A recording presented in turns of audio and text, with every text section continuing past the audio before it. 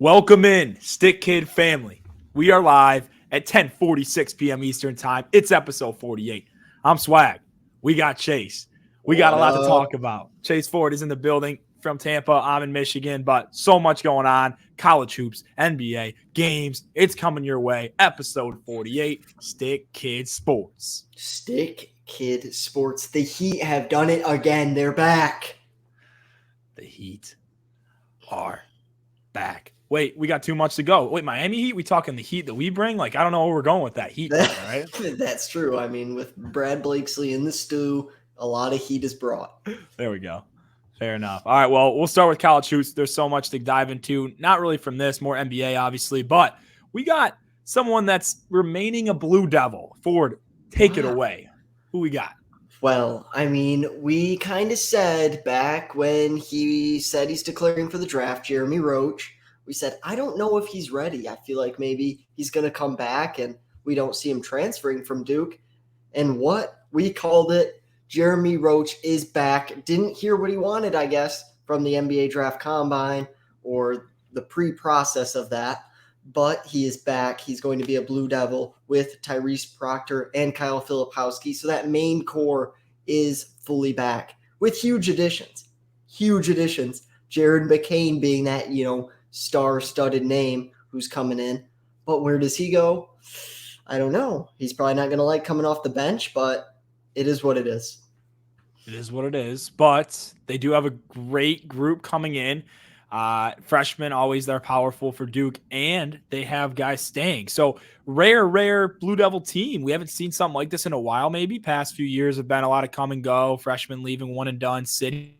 Is this the year the Blue Devils, get back to that Final Four, maybe national championship? Is this it, or what do you think? Obviously we started off very, very rough last year. I was thinking, man, we might not even make March Madness. I mean, it was a rough start. We were losing games that we should never lose. Shire didn't seem to have much coaching experience, like you could tell. Obviously, it was his first year, but I feel like he got, his feet under him towards the end. I know they lost to Tennessee, but Tennessee got hot at the right time. I mean, they were playing well in March Madness. I think that this could be a year that they definitely compete. I'm not going to say that they can, just go win it. It's a cakewalk, because there's going to be other great teams. But I think after this year, Jeremy Roach being a senior, Proctor sophomore, and Filipowski sophomore now, I think they're going to be dangerous, dude, with loaded freshman talent, just in case, injuries do play a role with most teams. We have backups who can come in and fulfill a huge role. That's true, because you don't see that much with Duke. We talked about transfer portal. They don't win out. A lot of these blue bloods finish back of that. And now you look at a team that's kind of like transfers a little, not like in the sense of they're actually a transfer, but they have experience. And that's what a transfer brings to a team. So that's their quote transfers along with their young guys. So I like the Duke Blue Devils to really come at it this year full force. So I like it. We might have to run a game next year. We might have to. Oh yeah, let's make a trip to Durham, baby. Come on. Durham, or maybe just back to Miami. The Canes, we love that. ACC matchup. True. Well, that'll be fun. Jeremy Roach, I like him. I personally do like him staying. Reminds me a lot of that guy from Detroit, Michigan, and Cassius Winston. I think he brings a lot to the same, qualities to his team, and he's going to be someone that is going to be relied upon heavy as a senior guard, and it's a great, I think, opportunity for him to stay at the college level one more season. So good for Roach. Respect. Shout out Duke. Hopefully he makes him go for a deep run next season. But transition into the NBA G League Elite Camp. Guys, we wanted to mention this because this is something that's pretty big that I don't think is talked about that much, right? So this is going to be going on. I think it actually already has been. It's going on like currently now. It went on yesterday, so the 14th and the 13th. It was a 2-day thing. So 2 days right before. And today starts the G League not G League, but NBA Combine. Yes. But right, so the G League Elite Camp is basically gives draft prospects opportunities to display their skills in front of NBA and NBA G League scouts over the course of the camp by playing like 5-on-5 games, stuff like that. And then, if you're elite enough, they'll be invited. Some of those players will be invited to participate in the actual draft combine, which is started today and goes to the 21st in Chicago. So pretty cool that they offer this, I think, for guys that really aren't as highly sought after in terms of like a lottery pick, right? Yeah, so that's what I've learned because like I'm new to this too, like just doing research. I feel like what I brought from it is this is not like the main people who we think are gonna be, solidified first round picks. This is more for, college studs, but they don't think that they have a huge chance going to the NBA or having a huge role. Like a few people in this were Kendrick Davis, who's a short guard from Memphis, obviously a great college player, but does he have a huge future due to not crazy athleticism, small height, as well as Marquise Noel, who we all know from that pretty magical Kansas State run. Yes, when you think March Madness this season, Marquise Noel is the name that stands out. I understand. He took down the Sparties, but yeah, a lot of cool names that stuck out to me. Tiger Campbell, a guard that's been at UCLA for 4 seasons, big time player for them. Yeah, Joey Hauser, go green. Whoa. Come on. Here we go. Ford did not think he was going to even be leaving MSU, which is crazy because the man's is like 26 now. But shout out Hauser. He could make some noise. Not sure if he was – I don't know. Do we have the invite list we could pull up? I don't know. I could try to see. But pretty interesting seeing some of these names that you think – I don't know. I guess great college players, like you said, but aren't getting the NBA love. I saw Miller Kopp, who's been posting a lot on TikTok. I watched most of his videos. I didn't see him because he's normally posting about everything. I haven't seen him attending this, yet he still plans on going to the NBA draft. So I'm not sure because, obviously he's not going to be one of the most sought-after guys to go to the league. So that's interesting that, he might not even have made the cut for this. I don't know how it works. But yes, I do. It's interesting. I do actually have pulled up now the list of players that are invited to the next round they got invited to the NBA draft combine. So there is like a official result of that. To give you guys an idea for names that stand out when I'm looking at it. Serge Jabari Rice is one of those players. Yeah. Kendrick Davis is also one of those players. Right. Johnny Broome is also nice. One of those players, another big name. Any Wendell Green on here? No, Wendell Green. They've only invited 8 players from the G League Elite Camp to be in the NBA Draft Combine. So it's very limited. Right. Very limited. But those are like the big names I see. Gortman from where did he play at? Is that Princeton? Or he's from Overtime Elite. That's why I know his name. That's right. Yep. So he was a big time guy in that side of things. So yeah, it's interesting how only 8 guys though. Dylan Jones, PJ Hall. See, what I don't get though is like you can still go to the draft. You can still enter your name in the draft. So it's like what I don't understand what the invite why? What does that even? It's gotta. I would think really what it's doing is it's allowing you just to solidify yourself more in the NBA draft so they can see you more. Right. Solidify yourself. Put you in a company of the best players that are looked at as the best players in the NBA for the draft, and then get your more eyes on you, right? So that way you just get other people that maybe were like, this guy was that good in college. Whoa, actually, Kendrick Davis, he's 5'8", but dude, I mean, he's good enough. Yeah. But like what I learned is like anyone can enter their name into the NBA draft. Like you can email the NBA right now and tell them I'm going to be entering my name, Brad Blakeslee, into the NBA draft. I'm locked in. So I don't know. It's just different. It's like there's so many ways to get yourself seen, I guess, that is behind the scenes that people don't really know about. Right. It's interesting. What we do have, I guess, out of these players we listed, we can just go off of the sheet or I guess article. I was listing some names, but is there anyone that really stands out to you that got the invite, at least initially, to the G League invite or the elite camp that really has a big boom potential in the NBA? I just think Kendrick Davis, I know he's undersized, but I mean, with what he did consistently all year on Memphis, I mean, that guy is a solidified scorer. He can do it in so many ways. He's crafty. He dishes the ball. I mean, I think that guy can have a role in the NBA. I really do. I think, he's bigger than Marquise Noel. He kind of is more, I'm going to say, consistent shooting-wise. He has a lot more to offer, such as like getting to the mid-range, scoring in the paint more. Marquise Noel was, all about his range, and then he had the floater.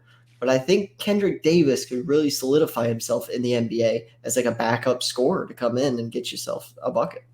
Yeah, I like it. I mean, he's just very different in terms of like what he brings to the table. I mean, you saw what he did in college and it was so consistent. I mean, obviously he was at Memphis, but it's just the way he was able to go in and make such a big impact at his height, his stature. It's impressive at the Division I level. It's going to be tough at the NBA level, though. It will be. Yeah. I mean, we'll see. But yeah, I think it's impressive for him to get the invite to the NBA draft combine, the official one. It's a good sign. Great sign. Out of the list of guys that stood out to me, I'll give one from the people that got invited officially, and then what I also think could be a sleeper pick.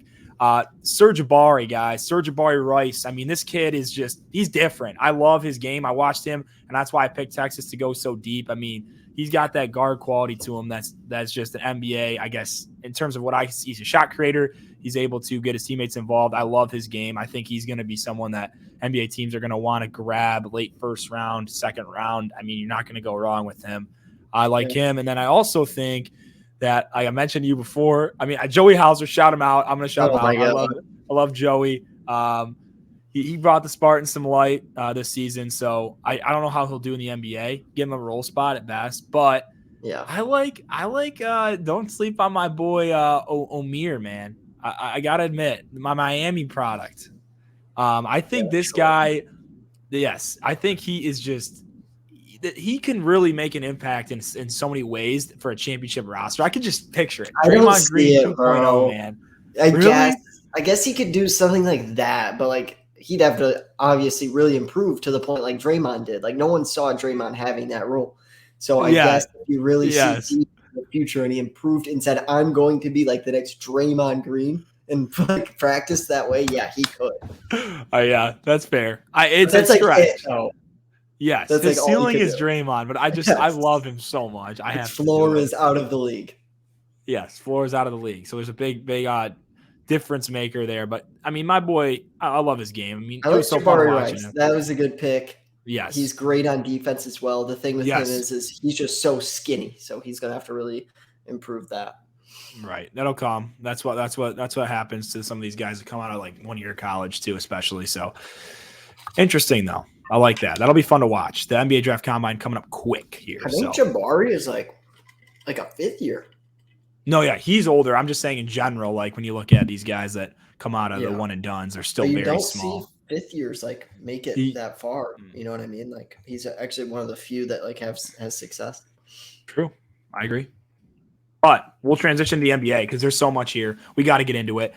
First off, we're going to headline is what's happened in the conference semifinals of the NBA playoffs. And the first big headliner, Game 7, Jason Tatum putting up an historic performance, the best Game 7 playoff record in points we've ever seen, dropping 51 points.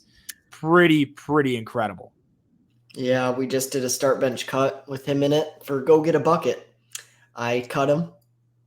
I said he's not meant for the moment.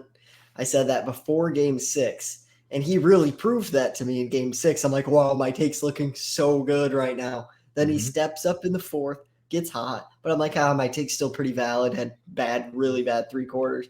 And then he comes to this game, but like, Brad, there was like a switch. I know you didn't get to see like the first quarter at least. Mm-hmm. Like he came out firing. Like you could just tell, like he's like, I'm going to shoot. I don't care. I'm going to lose in my way. And he just came out firing, driving in the hole. Like the past, I think it was 2 games, he didn't score a point in the first quarters. This time he was shooting. He was, he started hitting, and then it was just there was no looking back. There's no stopping it. He took a way different approach. Yeah, so is that what he's going to do for the next series against Miami? No doubt. No, I don't think so. I think someone had to really, talk to him. I think he got his feet under him there in that fourth quarter. He got hot, but like, I feel like when he's cold, he's cold. Like you saw the whole Warriors series in that last championship. It's like when he's not in it for like a few games. But then once he's hot, it's like, wow, this guy, is top 5 in the league. Yes. That's just being young, I think, maybe. Yeah, I think it's definitely something to do with being young. I think the take of him being cut and what we said, it's hard to look at now. After Game 7, you posted your top 5 on YouTube. We posted. Yep. Someone said, Tatum's Game 7, you're not going to even take that into consideration. How is he not on your list for the best players in the playoffs so far? Right. I mean, it's just he's way all over the place. You mentioned it. I mean, that's why I still am skeptical to put him at like a start spot. Maybe benches, he's got more of a push at that in our list. But like it's hard to put a guy that's gonna put up 51 and then put up like 5 7. or 7. Yeah, it's hard. But no, I mean when he looked unreal. I mean, game 7, he was hitting just insane shots, like pick and roll, it was crazy. But granted, the Philadelphia 76ers decided to give up, as you saw in the second half. They literally gave up. So Tatum, let's go, Miami. Give him some go get in his grill at all times, please. Like, give him something. Make him be a hero. Speaking of that, we need to Philly didn't really have someone to guard Tatum. I mean, Harris. I mean, he's still smaller. He's known a little bit for defense, but he's not like a lockdown defender. He's not they didn't have like a bunch of people that you could like throw at Tatum. I felt like he should have had a better series overall. Miami, they're going to come at him hard. Jimmy Butler's going to get all over that man. Yep. Jimmy Butler is a great defender. He's their star player. He prides himself on his defense. He's not going to let anything easy. We saw game 7. Jimmy missed the 3 last year. Come on, bro. It's the Heat. You heard it here. He's got it. Lock it in. Miami Heat, man. Coming at him, I think, give different looks. And the thing about Miami, you got to remember, is the ability for them to switch every ball screen possible. They're always going to be able to switch. And defensively against a team that loves to run that pick and roll, which every NBA team really does. But Miami can do a great job of that, and they guard 1 through 5. I like how they match up defensively on a Jason Tatum. There's a lot of options in depth. That is why it scares me with Boston. True. And they can run a team and give them the work. But yeah, they definitely can put up a way better fight on defense, I hope. Please come ready to play, Miami. I know you will. Eric Spoelstra, you got me, all right? Yeah, but the Heat have proven to be good against these wings and guards. They seem to really struggle against like really good bigs. So like the Lakers, the Nuggets would be tough for them with Bam being their starting center at like 6'9". Yes. But like Horford, I mean, he's a perimeter player. Robert Williams, he's a good defender, but he's not really a scoring threat. So I think that's really huge for the Miami Heat. That's a good point to bring up. I think, yeah, matchup-wise with the big spot, I think Miami's definitely not have to worry as much with a Big Al down there. Robert Williams, who's obviously coming back still full speed. I don't know. I think it's definitely interesting to see how they match up big-wise, and you got to give a little slight edge to Miami in terms of the matchup on defense, right? Guard play, they can handle. But you look at Boston, if Tatum's going for 50, that's a different story, but let's not make that happen. It's not going to happen. It won't happen again. Right. But while we're on this topic, guess the percentage chance the Heat have to beat the Celtics. This is according to, I think, ESPN, but like a big known thing. And maybe it's the NBA. Okay. Percent chance to win the series. They've been overlooked. They got to still be overlooked pretty good. 8 seed versus 2 seed. Yeah. They lost by 1 shot in a 7-game series last year. Right. Is it like 17? 18? Or is it lower than that even? We're looking way lower. Wow. Okay. 3%, bro. I was gonna say 7 was my next guess, but wow, that's crazy. 3. That's crazy, bro. 3%? Come on. That's unbelievable. That's the Pistons have better than a 3% chance to beat the Celtics in a 7-game. I truly believe that. It's fully disrespectful. This is an Eastern Conference Finals team. Any NBA team has a better than a 3% chance to beat any team in the NBA. Wow. That's insane. That's disrespectful. And they did it again. I mean, I always remember this, plus 130 as they were up 3-1 against the Milwaukee Bucks. They were plus 130 to win the series. Such a joke. I mean, you're up 3-1. I mean, how many times we looked at how many teams have come back from a 3-1? I don't care what they are. How many teams have come back from a 3-1? You can count them on your fingers since it's been like a thing. I mean, that's crazy that they're plus odds at 3-1, and now they're 3% against a Boston team that starts the series. I have a feeling that it might be maybe a narrative that they're trying to push. You know, just the Heat underdogs just all the way, like they're doing the impossible. They had 3%, and maybe the Heat actually do win. Maybe that's why they even posted it. Because, like, I've never seen them even post something like that. Yeah. Right. I don't know. That's crazy. That's crazy. That series will be interesting. And I think going on the semifinals, I guess, page, we see Joel Embiid. We see the Sixers downfall again. The almost there, can't get past the kryptonite in Boston Celtics that they seem to have with them.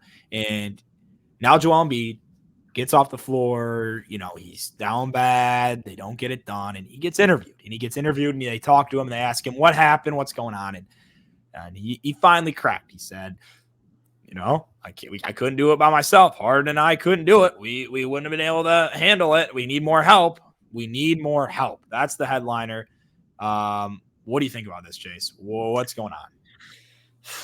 You're the NBA. To me, when you make someone the MVP, that is the face of your league for the year.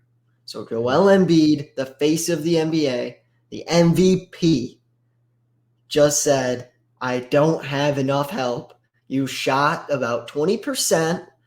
You didn't even get 10 rebounds. You got 8. You're way bigger than every single person out there. You get double teamed and you're fully scared. Don't know what to do with a double team still. You've been in the league for years and you've been double teamed every postseason and you still don't know how to do something in a double. He doesn't shoot to score. He shoots to get fouled. That's a problem. People always talk about how he's always at the line. He's the number one at drawing fouls because that's what he's trying to do. He's not even shooting to score. He's running at your arms. He does it every single time. And Horford figured that out. I mean, it took, a few games. He had 2 good ones. But when you're the MVP and you're blaming your team, it's a shame for the league. It's a shame to the MVP. Everyone says, oh, it's a regular season. It's a regular season award. Please. Playoffs got to have more behind it for sure. I mean, he's deserving of it regular season, or he's up there at least. He's top 2, top 3 if you're gonna get based on right. Yeah, top 3 for sure. Let's put him top 3. And you don't like to see that. You are the franchise is Joel Embiid in Philly. That's what they've been. That's the past few years has been. They center around Joel Embiid, and he comes out and says, I need help. I can't do it alone. Harden and I can't. You're just discrediting Tyrese Maxey completely by doing that too. You're discrediting role players such as, PJ Tucker went crazy. PJ Tucker. You're discrediting people that obviously, yes, they don't score as much as you on a regular basis, but that's not their role. No. And I think it's terrible to see him do this. I don't know. I don't know what's going on in Philly. Obviously in game 6, that was a huge choke. You can't lose that game. I know Tatum got hot, but figure it out. Doc Rivers, figure it out. Guys on offense, like Joel Embiid, do you want the ball in your hands? Do you really? Are you going to go score? Are you going to go draw a foul? Like you said, what are you going to do about it? And nothing happened. And it was Tatum and that's it. And the guy didn't even score all game. Like crazy. They lost that game. When they lost that, everyone should have known it's over. Really, it felt like it after that game. And that's going to be looked at as a terrible, terrible loss for the Philadelphia 76ers and Joel Embiid for his legacy. And, I would still hate it if he dropped 40 points and they lost. But it's one thing if you did your job. You went out, you did your job, you performed as an MVP, and you lost. He did. And then he brings up Harden. Harden, that was the most pathetic game I've ever seen. Pathetic. Yep. Turnovers, missed layups, everything. After the first half of him shooting so poorly, turning it over nonstop, he said, I'm not even going to shoot really. I think he shot maybe 2 shots in the second half. We bet it's over. Of course we did, because everyone would think the guard who has the ball in his hands, he's an all-star, he's won scoring titles, would go step up. It was 8.5 points. Yeah, and remember, they were down 2, right? It was a very close game. It was so close. It's embarrassing, the performance of the second half. And I was watching. Fourth quarter, I knew it was a blowout. Stopped watching a little bit. I'm staring at the screen. I'm like, wow, this is really terrible to see. Like, playoff game. Everyone's just not even caring that Jason Tatum has a wide open 3. Not even caring. No regard to it. You lost, but go out with a fight. You're in the playoffs for. Please. Come on, man. I know. And you see the box score after the game. Everyone's going to see it. Like, play at least for your own pride and say, at least got the fourth quarter figured somehow, made some shots. I mean, it's so pathetic. It's the most pathetic thing. Blow Philly up is what I would do. I would for sure trade Embiid. I'd trade Harden, and I'd build with Maxey and with everything you have that you could get for Embiid and Harden. A lot. You can make a contending team still. Right. They can make a contending team. It's just now you wipe out. You got to think about a lot of things, right? Who's going to replace Embiid? But you've been trying Embiid. This is like the first year. You've been trying him. It's not working. Yes. I don't think you should revolve your team around Embiid if you don't think that you do need to get rid of him because he's worth so much right now. He still is going to be worth a lot. Yes. So if you don't think Embiid is the build around, you got to let him go because it's just a waste of time for him. So we'll see how that unfolds. We'll leave it at that. There's a lot to unpack. Needed about that, to be honest. Yeah, it was a rough game to see in the playoffs for a Game 7. Don't really see that hardly ever.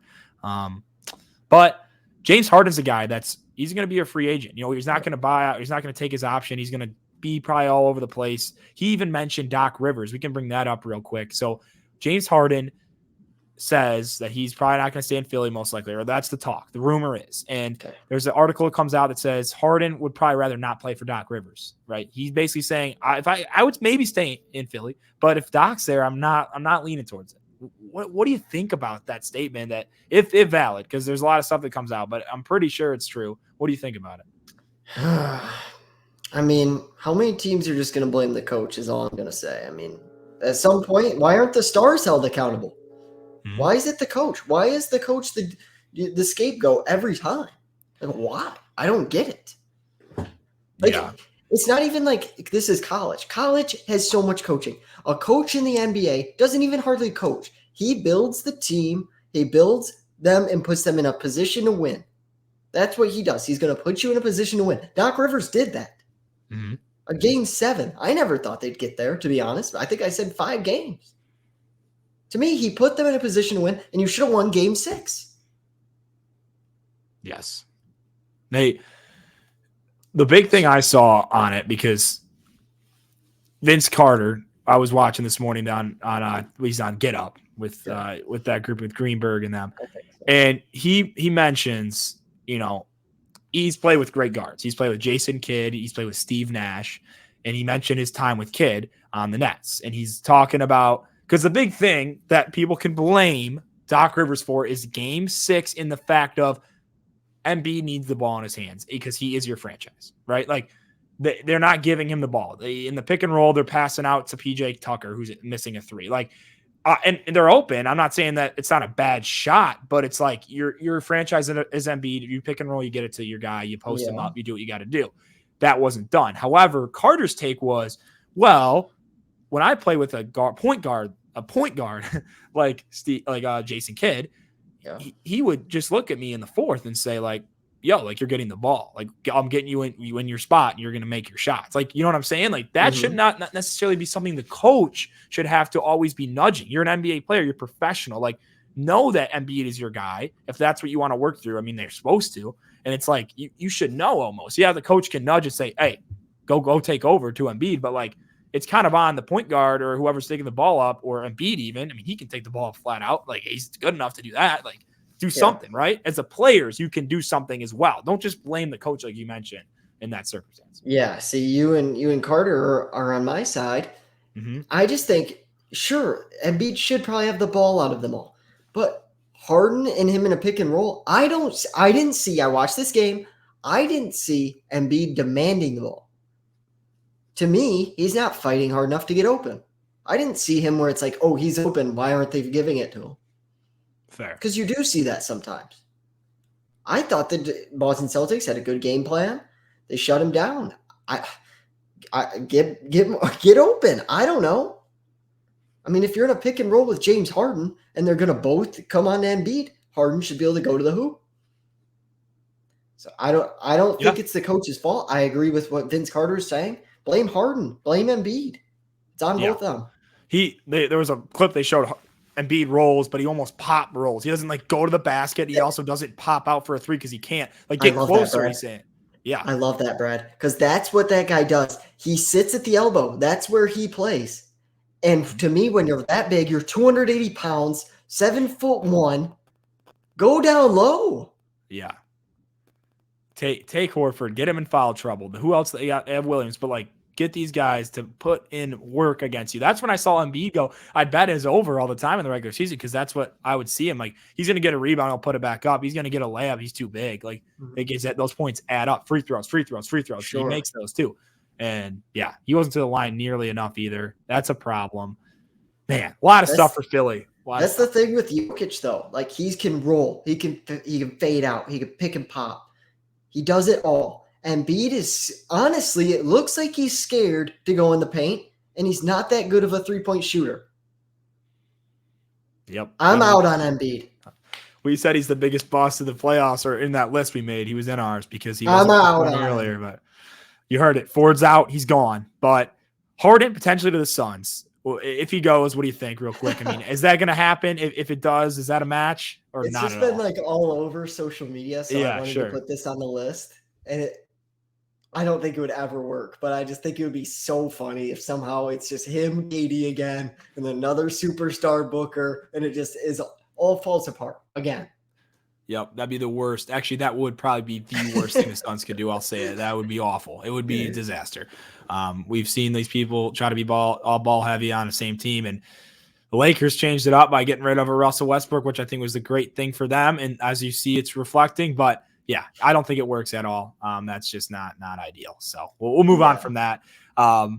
Big news that I'm completely torn about as being a fan of this player, but Ja Morant. Ja Morant, Instagram Live, he's caught with a weapon, guys.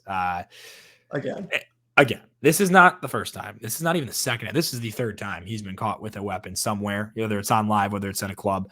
And this story's been crazy to watch. I mean, I was in spring break when it started, so I really had it kind of coming at me in a weird way, but unbelievable that this is going for him. I mean, he could be suspended for half the season at this rate, maybe more. I mean, what is the NBA going to do? What do you think about this whole thing with Ja Morant? I think, it's one thing to be caught once and you're young, and I feel like they give you a little bit, they still suspend you, punish you, but they give you a little bit of leeway. And I feel like that's gone. I mean, and this is like, it's almost like back to back. I mean, it hasn't been long at all. So, I mean, you clearly didn't learn anything from whatever they did, the counseling. You said you did. You said all this stuff, how much the game means to you. You realized that on your month off. But you didn't. And you can't blame the friend. It was on the friend's IG Live. He was live. They were listening to NBA Youngboy and on Instagram Live. So that's a clear sign right there. And then he's just showing Ja Morant, flaunting on boys with him. He's my boy, Ja Morant. And Ja Morant finds the need to show everyone he has a weapon. Why? I don't know. It's something like clinically wrong to me. Like you might have a problem. Well, if you remember, Adam Silver convinced, right? Didn't he convince Ja to not go to counseling? He's like, "You're good, bro. You can stay for a little bit in the NBA. We'll suspend you for like 5 games and you'll be all right." Or whatever. I remember that kind of going down. Maybe he really need to go. I don't know if counseling's going to even help it. I mean, it's just dumb. It's like getting caught with something you're not supposed to as a young kid. Like, I don't know. It's just dumb what he's doing. Where's this coming from? This was never a thing at, Murray State. This was never a thing the first year or two at Memphis. Nothing of the sort. Mm-hmm. Now it's just nonstop. Like, what's going on? Here's the thing. I think maybe he's scared for his life. Maybe someone's threatening him. And he's like, I have to show the public I have a gun. Yeah, could easily be.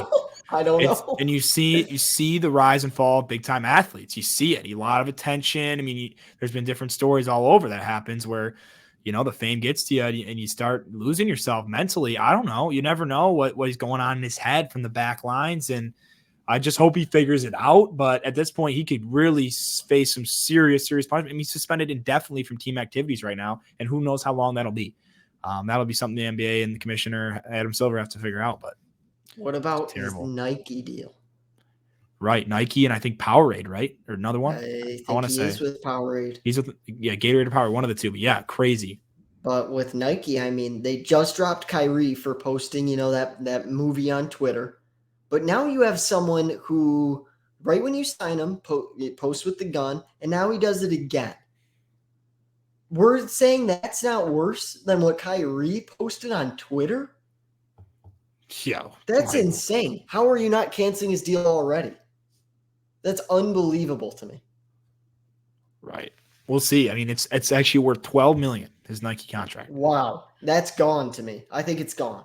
Right? It's got to be. I don't think it lasts, which is going to be terrible for him after. And he has a shoe, right, too, now? Yeah, got one. Yep. It's gone. It's got to be gone. Wow. Well, honestly, for me, as being a Joss fan, obviously, I like can't I believe mentioned, that. I'm like, I wish you the best. That's all I'm gonna say. I don't want to just bash the guy because I don't want to do it to him. I mean, I don't know what's going on in his head, but I wish him the best. He messed up, and yeah, from there it's just at the league's hands. So I hope he does. Hope it's all right for him. But we got I guess another thing to mention, a little higher note, and that's the NBA draft lottery. This is pretty fun. If you've never seen it on TV, I watched it last year. Pretty interesting. They do the full bingo thing. It's cool. I think it's a little exciting thing that they don't make the worst team in the NBA automatically get the pick. And the cool thing also is the Detroit Pistons, or basketball, as they say, is up there as a top 3 contender as the best odds for the number 1 pick. And we know who's at number 1 in this draft. Big Vic, man. Big Vic. Big Vic. Pretty crazy. Do the Pistons get it at 14% as a lottery probability, along with Houston and San Antonio are the other 2 teams. Are we in the front, or do we got this? What do you think is the worst record in the NBA after it's all done? 14%. I mean, I know it's like the highest chance, but it's still so low. It's so low.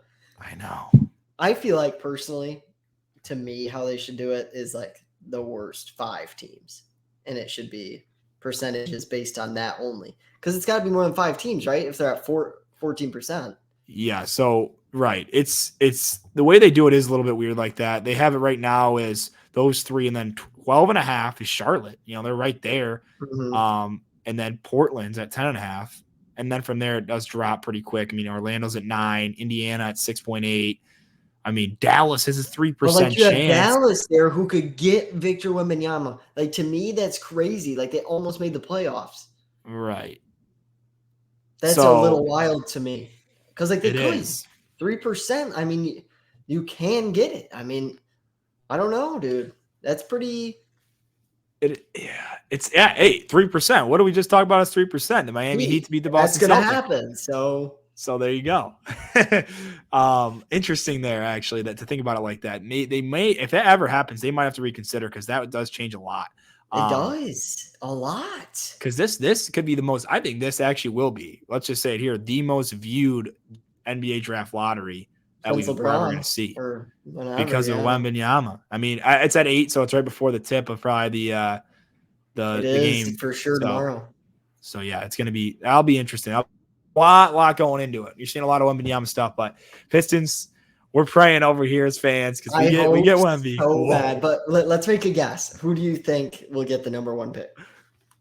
Knowing us, we won't even get it, man. I mean, just knowing us. We have an even chance of on a 3 people, and there's still way more teams. Probably not. I know. But who's your guess? We got it Cade's year. What did you say? We got it Cade's year. We did. We did get it Cade's year. Do we get it again? Man, I'm a Piston fan. I gotta go with it. Detroit, you're getting this pick. I'm locking it in. I hope that I'm speaking it into existence. I mean, we deserve it. Fortnite put us at a play-in potential. We didn't even sniff it. Not even sniff it one bit. We were the furthest from it. We were in Antarctica while everyone else was by the equator. I mean, it was unreal how far away we were from the play-in. But that's the reason why we get Wembanyama. Come on, man.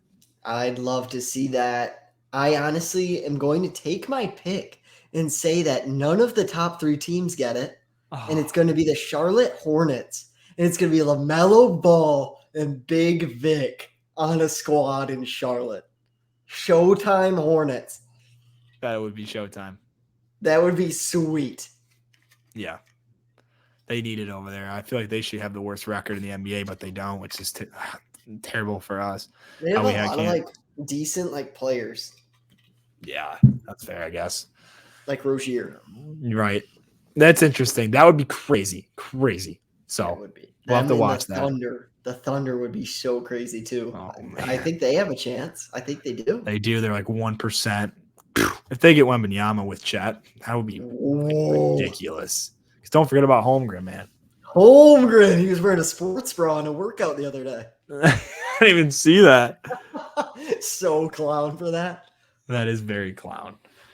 All right, well, we have our last thing we're going to do NBA talk before we get into the games is we're going to actually predict our conference finals. So NBA conference final predictions. We know who Ford went with the first game, but we'll let you start us off for the first matchup in the Boston Celtics taking on the Miami Heat. I've got Heat in 6. They win at home to close it out. I think that it actually goes pretty similar to what we saw in the Knicks series. I think the Heat, they've won both game 1s away from home. I think they keep that up after Boston had to play game 7. So they'll still be a little focused on that series, I feel like. Tatum's coming off a huge game. I don't think he can do it back to back. I think they come into Boston and show them we're really here to play. Win that game, and then they go up, I think, eventually 3-1. I think they win both games at home, and then Boston will win, and then they'll come back to Miami and finish it off. Okay, so 6 game. Yep. Man, I'm struggling with this one. Really am. Listen. Is it scripted? That's what I got to say. Right. That's what it's all about, man. Is it or is it not? I wanted to hammer the house on Boston in game 7 because of the potential scripted situation, but I didn't because it was like minus a lot of odds. Yeah. But, man, does it come down to depth? Because if it does, I'm a little worried for Miami. I know they have a lot of guys that have stepped up, but like Boston, to me, is just a little bit deeper. They're probably the deepest team. Right. And it just scares me for Miami to be able to contain the Celtics lineup for 7 games. Oh, man. But the Miami Heat, I want to root for about the Bucks, though, Brad. We're saying this about everyone. They're here to play. They have the most heart I've ever seen in an NBA team.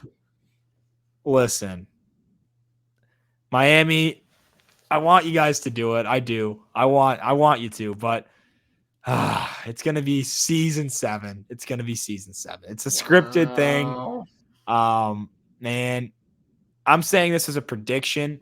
The hope would be Miami to win. And that's what I should do probably as a podcaster, to say Miami should win and just go with it. But Celtics, guys, they're just deep. That Jason Tatum went off this crazy performance. Jaylen Brown can do that night in, night out. They have a Brogdon who stepped up big. Marcus Smart's a great role player. They have guys that come off even deeper than that. Al Horford stepped up when he needs to, and to a degree. If they can just hold Butler to, which I think they can with like a Brown on him, I don't know. I just think they can get it done, and it's going to be a tight series. I'm hoping for 7. I want 7. I think 7, but Celtics, guys, I think edge up for me. So it'll be fun. It will be fun. I hope the Celtics don't win. I can't stand if Cody gets on another car, does that stupid dance. I can't do it. I can't see it again. Play it here, Cody Dance. Play it here. I can't see it, man. He's been saying all playoffs since the play, and he's like, bring me the Heat. Bring me playoff Jimmy. You're going to get playoff Jimmy. He's going to send you packing. Let's go. I'm rooting for it, even though the prediction's in. I'm rooting for the playoff buckets to go, man. Go give it to them, baby. But the other series, let's go. Too. Other series is a very, very intriguing matchup. The Denver Nuggets, the 1 seed, are hosting the Los Angeles Lakers, the 7 seed from the Western Conference Finals. Yeah. Who do you got? The NBA wants, and they'll do anything in their power to get the Lakers to win. As they will. And they want them to win it all. They want them to win the whole thing. But listen, guys, in my heart, I truly believe that Nikola Jokic is the best player in the NBA right now. I truly think he is. And I think this is the toughest matchup they could have gotten with the Lakers, with Anthony Davis. It is. Anthony Davis is proven to be a great defender. But there's going to be no one that plays as physical as Jokic and is going to go and attack him, Anthony Davis. Anthony Davis is not going to like it. He's not going to like what Jokic is bringing him down low. Jokic is coming out of there with battle scars, a triple-double, and he's winning this series in 7. Wow. Okay. He went with the unscripted situation. I did, and it all comes down to Jamal Murray to me. Okay. I can respect it. I mean, Jamal Murray could be he seems to be that for them, that catalyst. Mm-hmm, he is. I mean, you need him. Yeah, you do. Oh man, this series. Wow, we got this is headliner. This is headliner. Nikola Jokic is playing the best. I mean, his performance that he's put on night in, night out is arguably the best playoff performer in this. I mean, Jimmy Butler, him, and Devin Booker has had great games, but he's out of the playoffs. So it's Jimmy Butler, it's Nikola Jokic. And who is going to stop Nikola Jokic? That's the big question. And you can't. So who's containing Nikola Jokic? Yeah. And there's a guy across the other side that arguably or definitely I think can contain Nikola Jokic, and that's a great defender, all-time defender really at the end of his career is going to be, and that's an Anthony Davis. And Anthony Davis, to do this, he will have to cut down on his scoring. I mean, you can't. There's no way around it. I don't think he won't be able to keep up on the offensive side if he's really committing, and that's what the coach, the Lakers coach, Darvin Ham should be telling AD, your priority is defense. And that means you need a Reeves type of night. You need one. You need a Vanderbilt step up. You need something, right? And they've shown every single series that it's possible, okay? And that is why right there with a big time game from LBJ, I need that as well. And he didn't have it. He had a big one. He had a 30. I'll count 30. I'll count 30 as his big one. That happens. A step up from these role players for LA. And let's lock it in, y'all. The Los Angeles Lakers in 6. Come on now. They do it again. The script is written. So you think they win one in Denver? We're going to have to. They're going to win. They're going to have to, at least. Denver is the best home court in all of basketball. Denver has better role players than the Lakers, which is very hard to do. That's hard to do. And they do. They have better role players. Aaron Gordon is going to cause problems on the defensive end. Don't forget about that. He is locking whoever he's playing. He's been doing very well. That's his role. Will he be on LeBron? Yeah, probably. I think so too. And then you don't have to double because Gordon's actually probably stronger than LeBron. So you don't have to worry about him in the post as much. LeBron's going to have to play quicker. He's going to have to play like old LeBron because Anthony Davis, he's going to be, working on the defensive end, like you said. I really think that's going to be his priority. And I think the Lakers have run out of Lonnie Walker fourth quarters. They've run out of Reeves magic. They've run out of D'Lo randomly turning into Curry. All right. It's going to be a fight, man. I mean, will they run out? We've said that they're going to run out against the Warriors at least halfway through. We said it again, and they don't. The Warriors ran out. That's the problem. Warriors, the Nuggets aren't. Nuggets are a great team right now. They're playing the best team basketball. They're the Lakers number one seed, and people keep disrespecting them. Why? It's because the Kings on the other side, baby. Oh my God! They did it against the Suns though too. They're like, oh, the Nuggets, they'll lose to the Suns. I think you said that. Nuggets are, yeah. I like, what are we doing, guys? They're good. They're great. I mean, it's funny. It's crazy because these two teams are probably playing the best team hoops out of any team in the NBA playoffs, and that's even regardless of what's the Final Four. Man, Miami, you could maybe make the case, but. Maybe probably all 4 of these teams are the top 4. Yeah. So yeah, that's what happens, right? That's why they're here. It's not a one-man show in the NBA. Regular season it can be, but not in the playoffs. It's shown. But wow, it's gonna be fun. We both went opposite ways. I think we both got a ride. Let's go. You went the scripted route fully. Fully scripted. You're fully unscripted. Here we go. Let's see what happens. All right. Let's get into the games. We'll be quick and efficient here. These are a lot of fun, a little different style for some of these you'll love, I think, at the end of it. But we're starting with a start bench cut, which is our signature as we started with these back up in a year ago. But bench cut, second option playoff edition. Okay. So we're going to pick out between the guys that obviously take the secondary lows on most of their teams. So who you taking at a start bench cut here? Jaylen Brown, Bam Adebayo, or Jamal Murray? Start bench cut.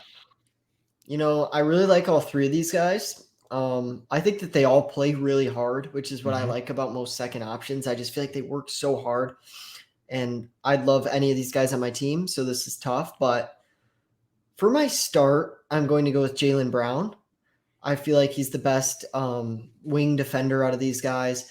I think that he is the most consistent scorer.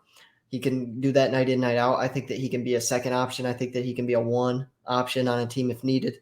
I really like Jaylen Brown. He's so athletic as well. He's just someone you want on your team to me. And I think he really is kind of like a keep to himself kind of player, which is huge for a second option. He's not the leader. He's not trying to do too much. I really like him. At my 2 spot, I'm actually going to go with Jamal Murray. Jamal Murray, I think, has the most star power out of these guys. I think that he can go for the biggest night out of these people, but he can also go for the lowest night. Sometimes he's cold. Sometimes he just doesn't miss, and you're like, wow, this guy could be the best point guard in the NBA.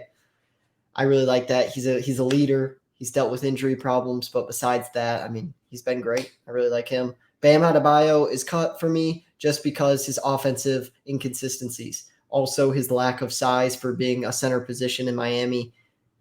That's why he's cut. Respectable. I like it. I will go with a start in also Jaylen Brown. I mean, both ways. He is, I think, like you mentioned, Jamal could have the best night. I think Jaylen Brown can have just as good of a night on his best. So I think Jaylen Brown can do it both ways at such an elite level. And I'm going to start him for that reason alone.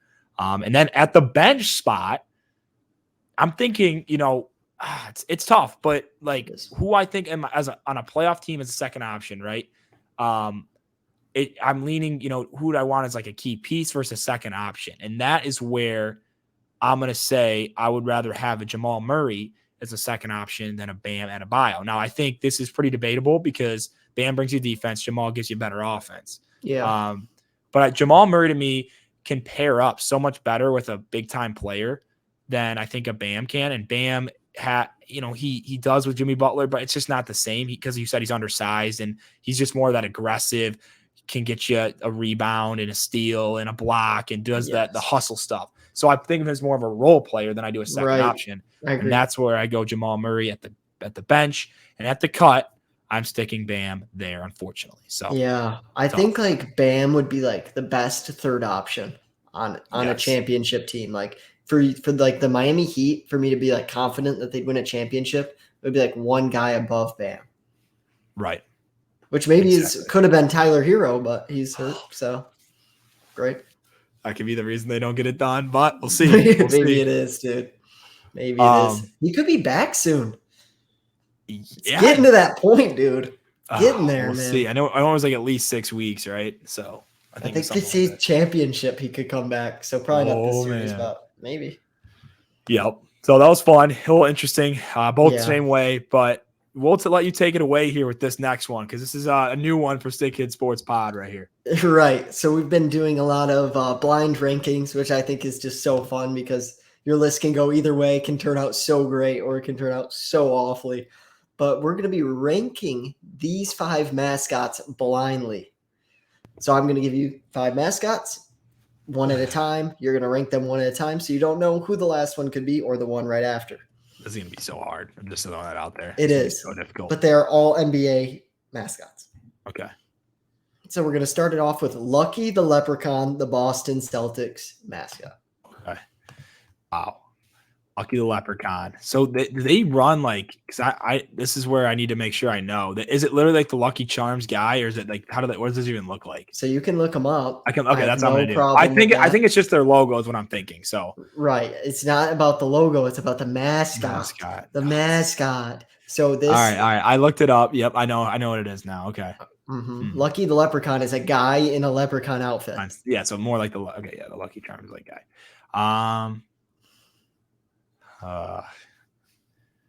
Is it bad to say I want him like 5? I don't know. I mean, he doesn't give a lot to it. I'll go 5. Wow. I mean, he can be 4. Celtics down bad at 5. I mean, come on. That's all you got. Just like, and there's not much else. But it, man. All right. I'm putting 4 or 5, but we're going to go 5 to be safe because there's so many. No, you have to pick one.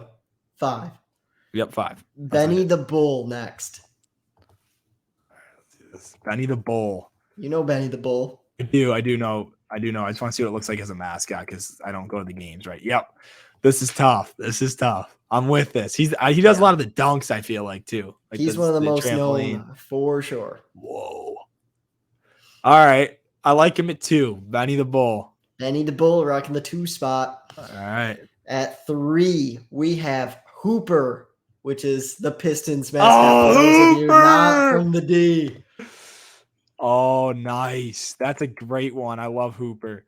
He's from legendary. Our childhood, from everything. He's probably our mascot, that's who we think. He is.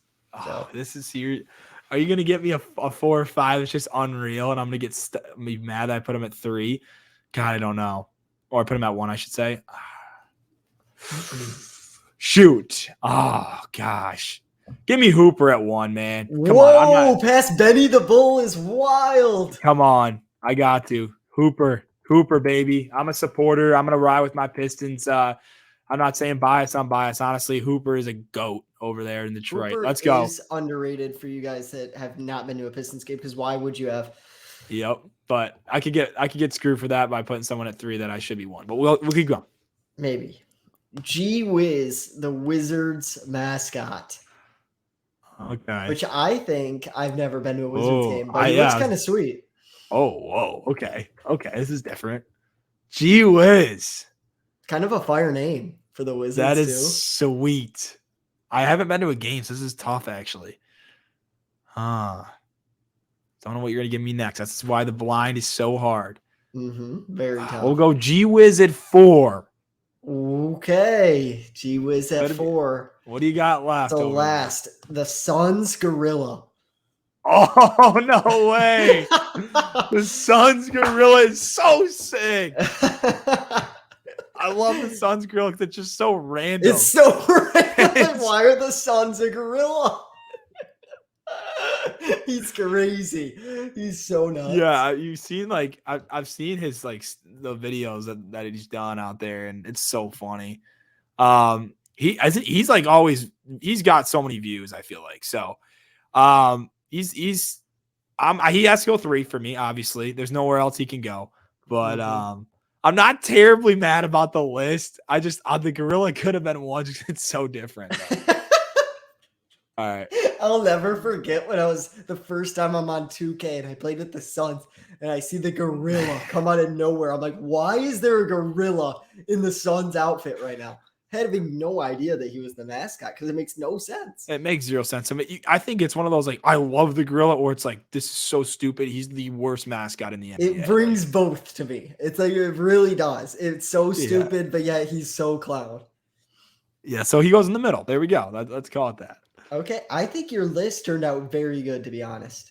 Yeah. I think Benny the Bull was the clear 1, though. But fair. I put him at 2 before the Hooper. But I'm a Piston fan, so I like it. But anyways, I do like it. It worked out.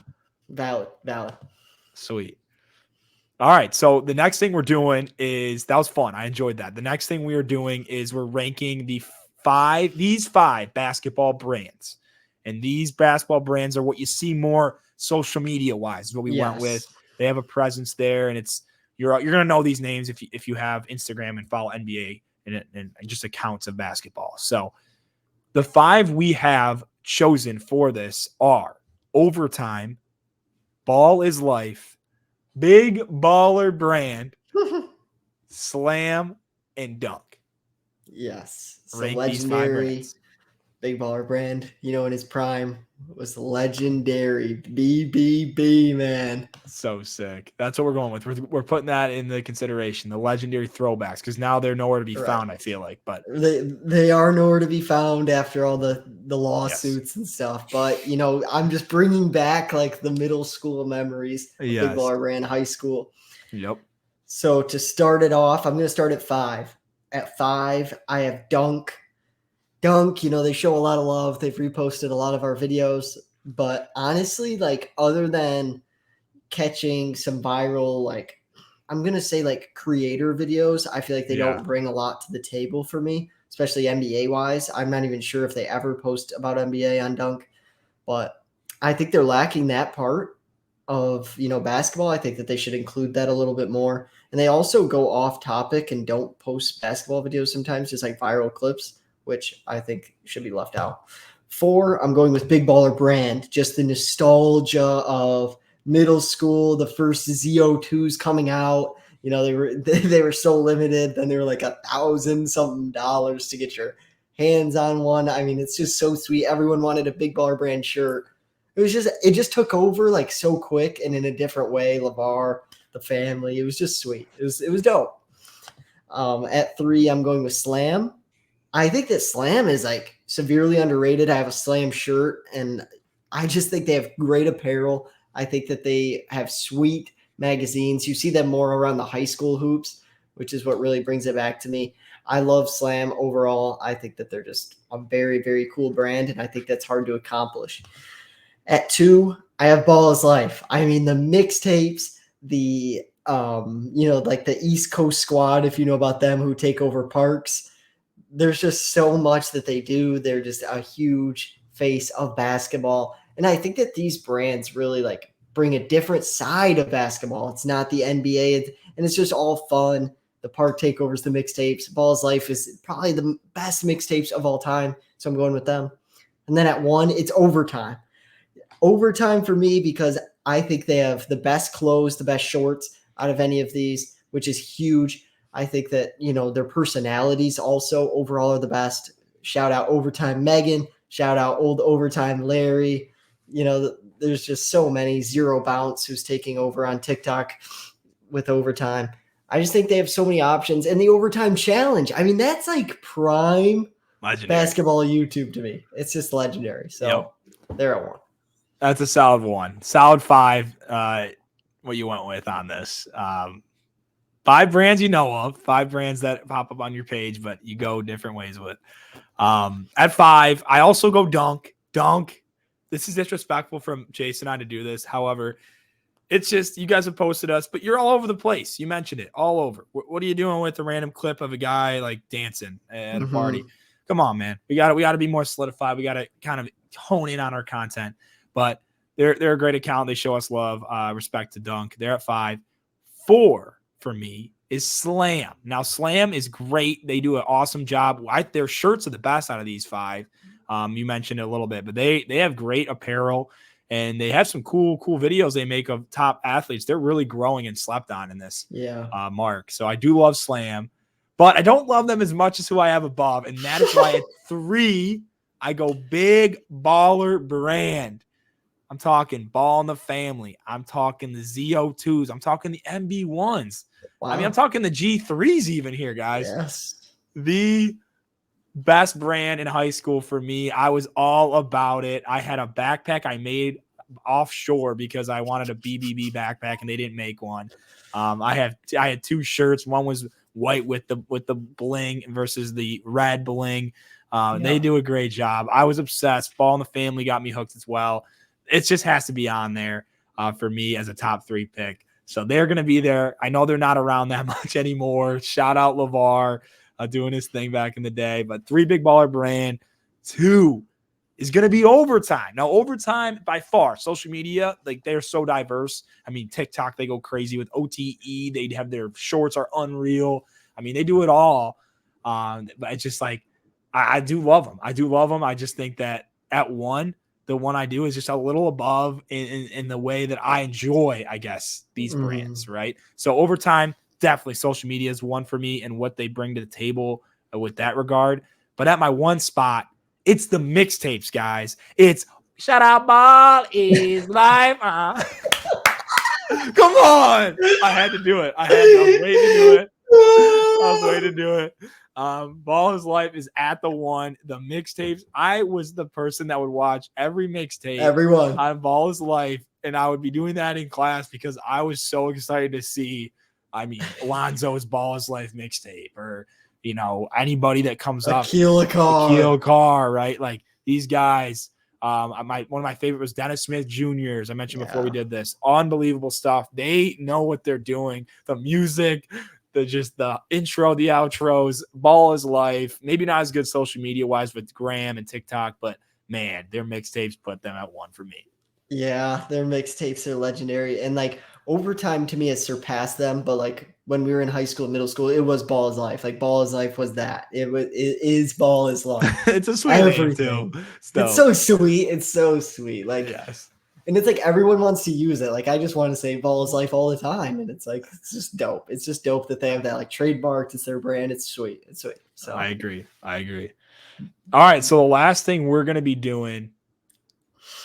The last thing we're going to be doing is we're actually going to be going to rank these Hoopers you would want to be friends with blindly. So this is a playoff edition. I'm going to be giving Chase Hoopers from the playoffs that I think he'd want to be friends with, right? Or potentially might not want to be. Or maybe I can't. Or maybe, yeah, right. Or maybe you can't. I just can't do it. Right. So this is going to be fun. I'm ranking these blindly. We'll see what he thinks from these 5, where he goes with it. So with that being said, you ready? I'm ready. I feel like I'm pretty picky, so we'll see. We'll see how this goes. Okay. All right. Here we go. So first person I'm giving you, Jason Tatum from the Boston Celtics. Me and Tatum, I actually think could get along very, very well. I think, the Duke Blue Devils, we could talk about that for days. We could talk about his days back in Chaminade in high school, Boston Celtics. He just seems also very chill. Like, I feel like he doesn't take things like too seriously. Like there's some guys that I'm like, whoa, I can never, mess with their personality. Me and Tatum, I think we could be locked in, man. I'm going to go with 2 on Tatum. 2 on Tatum. Nice. All right. He's locking him in at 2. All right. How about Kevin Love? Kevin Love. Kevin Love's going to be more like a father figure. Me and Love.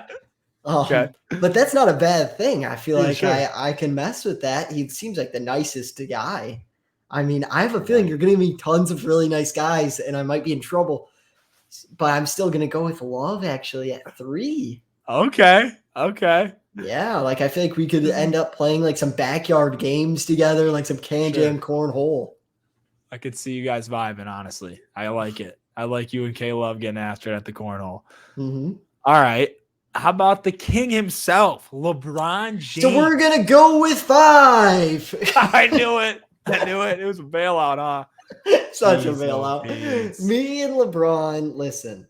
LeBron is, to me, seems very, I want it this way. That's how it's going to be done. Very type A. I'm the king. Everyone should know it. Bow down to my feet.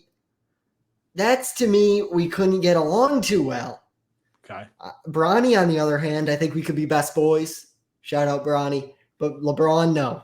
5. LeBron at 5. Okay.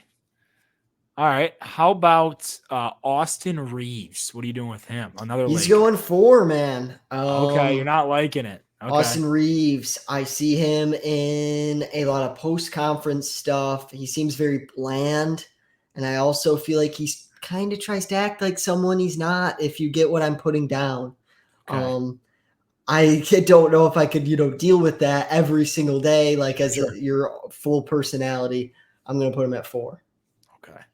So I have about 1 spot left. So this could go really good, really bad. You're really going to like this last one. And this is going to be fun, I think, for you. You're really going to enjoy this. Jimmy B.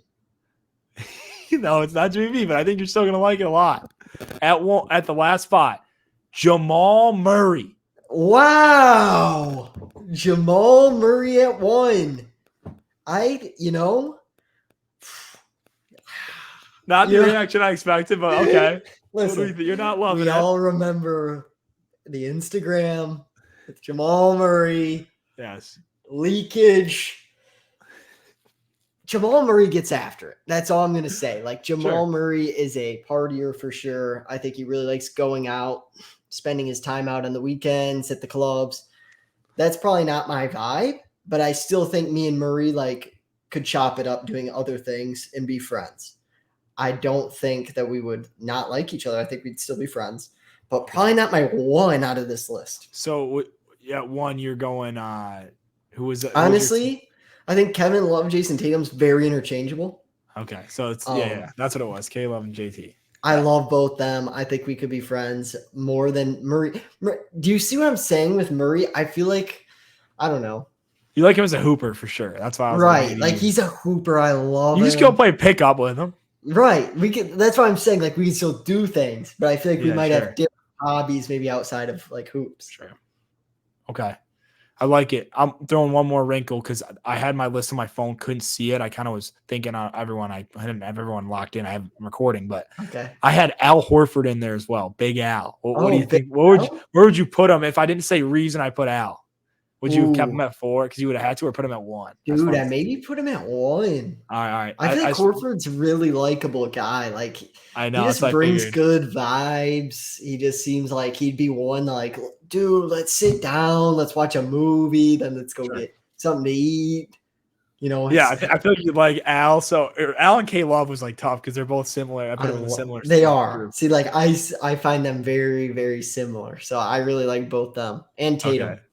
So I guess Reeves caused a little wrinkle, so maybe it worked out. But that was why I like Reeves made it a little easier for me.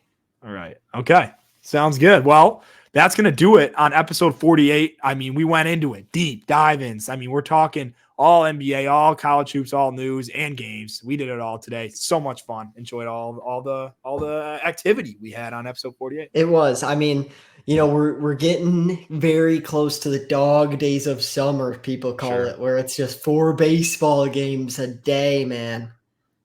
Yep. Like today, we had 1 hockey game in baseball.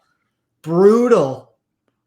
I mean, I'm just really enjoying, these episodes where we have current things to talk about. I know we'll still have summer high school hoops, but obviously that's not as known. Not as many of you guys can relate to that. So we like talking NBA and college.